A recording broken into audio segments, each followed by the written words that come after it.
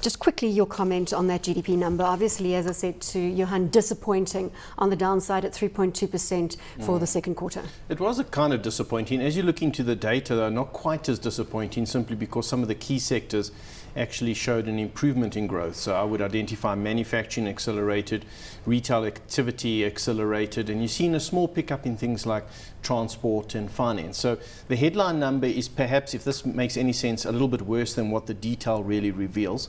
The negative is all about mining. It deducted 1.1% from growth. So to make it simpler, if mining had done nothing, in other words, if the change had been zero, SA GDP would have been 4.3 instead of 3.2. That's how significant a decline the mining output was. I think that was, look, there were some disruptions in terms of work stoppages and maintenance in the mining industry, but it had a lot to do with strike activity, and it shows you how devastating a strike can be to the overall performance of an economy. The rest of the sector is not too bad. The other thing worth noting is the now consistent and perpetual slowdown in construction activity, and we are seeing sort of warnings around some of the construction results, and that sector has gone soft simply because there's not much private sector work happening on construction. Most of the construction companies have had to focus on the public sector. Those public sector projects have wound down. There's not as many in the pipeline that you would want, and we're hearing some bad news from construction companies. So I would just caution people about the construction. We've seen it in both the activity levels and in the forward-looking numbers.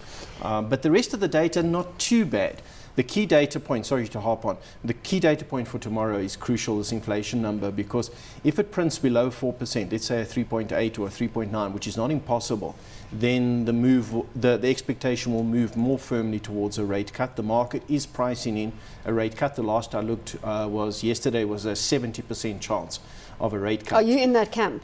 At this stage, no. But I would just suggest that watching this inflation number tomorrow, I know it's short-term data, but it is quite important. It includes the electricity hike will be measured in this number tomorrow. And yet, even with the electricity hike, the number could still stick at 4%. So if it comes out at 3.8, 3.9, a weakish GDP number, then that probability will go up for a rate cut. We began a theme last night on this corporate activity, all the action taking place. We've got BHP, Potash, and now there are other contenders for Potash. Yeah. We've also got Aspen and obviously Sigma Pharmaceutical. Yes. SAB potentially looking at Foster's beer making operation, and then the announcement out of Discovery today, yes, a smaller. But this theme, what are CEOs seeing out there that doesn't correlate with the economic data that's coming out? It actually doesn't correlate well, but it's a fairly positive theme that's coming out, because if you were anticipating a double-dip recession in the world's biggest economy, which is the US, and the knock-on effect, then you wouldn't really be going around doing deals. You would wait for that effect, wait for the prices to rate downwards, and then do the deal on the second leg of the recovery. So the fact that these deals are happening is telling you that CEOs, first of all, have ungeared balance sheets that are making these acquisitions. They're sitting on a fair amount of cash. They've got access to finance, although they don't need necessarily as much, and they certainly think that there will be some recovery in the world economy. They're certainly not expecting a double-dip recession, and they're looking for the opportunity before the market reprices these assets away from them. This is a flurry of activity in your book. Definitely. I mean, we haven't seen these signs for quite some time. You know, reading the international media, this is not just an SA story. I think it's become a global story, and I think people are in this mode of thought. And it's kind of typical that as you come out of a recession, you look around and you say to yourself, who's out there that's reasonably cheap? The market hasn't quite priced them up. They're struggling to gain momentum. Here's an opportunity. Potash was in exactly that example. And I think BHP Billiton saw that opportunity, saw a strategic move. Obviously, it's priced differently now, and they may have to, if they want it, pay up quite a lot. But it's a good example of seeing an opportunity and trying to capitalize on that. And SA companies, you see more of that. So there is an anomaly or a difference or a divergence between that action and what you've seen in the pure macroeconomic data. I want to spend some time now analysing Shoprite's results from your perspective. Diluted headline earnings per share up 16% for the full year, and trading margin is up to 5.18%, up from 4.96% previously. Yeah. What do you make of the results? Obviously, the stock is expensive, and it has to justify its rating. Look, I think it does. Yeah, I think the results are superb, right? In this environment, they certainly beat most people's expectations. They beat our own analyst expectations, and I think the people are favorably view Shoprite in a favourable way. I think they'll be more favourably viewed. That's a lot of rubbish English, but they'll. You are coming up with some new terms. I am. Today. I'm trying to say they'll think of Do it you in need a some good help? light. Do I offer to help you out at this Yes, stage? yes, I'm you letting could. you battle on there just Okay, while thanks a you lot. got yourself through it. The margin I thought was very good. Obviously, I think it's pretty much the top end of what they've experienced in terms of margin. They clearly are able to maintain cost. This is not margin through pricing. Their pricing is now going to be coming under pressure, and we can talk about the forward-looking component, but they clearly have done a very good job in maintaining costs, in worrying about inventory levels, so I think that's superb. They've obviously gained market share. It's not possible that everybody else has grown at this sort of They're pace. sitting at about just over 34% according to Nielsen calculations. Thank you. Not my calculations. Okay, but I'm the sure, rating I'm sure agency whatever the Nielsen. number is, they have been moving up in market share. And then the Africa strategy seems to be working for them. I mean, they didn't really expand a huge number of stores into the rest of Africa, but what they've got there, I think, has worked exceptionally well. So they've got this dual combination where Africa is starting to work more and more. They're probably going to be expanding Africa. I think that we need to discuss in terms of forward And let's looking. discuss it there just for the moment, because they're looking to potentially raise 3.5 billion rand as a result of their Nigeria expansion. If it goes well, is the caveat to that. What do you make of that proposition? I like it's a very obvious thing that they need to do. It's a fantastic market segment for them to move in. In other words, expand into a number of African countries, not particularly just Nigeria, but it translates well into the rest of Africa. I think the number of stores they're looking to expand is quite substantial.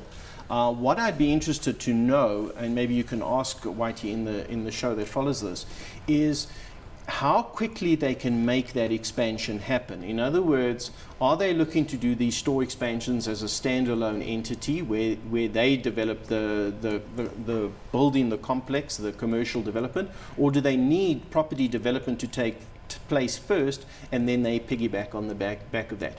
If it's back of property development, they may find that it's a little bit slow in their ability because to it's roll difficult out. to buy or lease land in Africa. That's the bottom line, isn't it? Your ability to find spots to just simply obtain the land or obtain a building or obtain the appropriate space to make this happen is not as easy as you would think. So you may have a strategy that you want to roll out 100 stores, but you've got to get the property development working for you to make that happen. I think the extent to which they can roll out the stores will serve them well. The problem for them going forward is that, you know, food inflation is certainly very, very low, and that will create. We're almost in a deflation. Just looking at their results, the deflation their scenario numbers, I at think, this are point. actually deflation. If you look at their internal inflation, and the official food inflation number in South Africa is exactly 0% at the moment, and it may well go low in the shorter term. So that's not really great news for them. Especially when their cost in prices are going in, the input costs are going up. The import cost would be going up by, let's say, a wage increase plus some rental increase, electricity. etc. They can't pass that on, and that's a competitive space. So their margin will be under pressure going forward.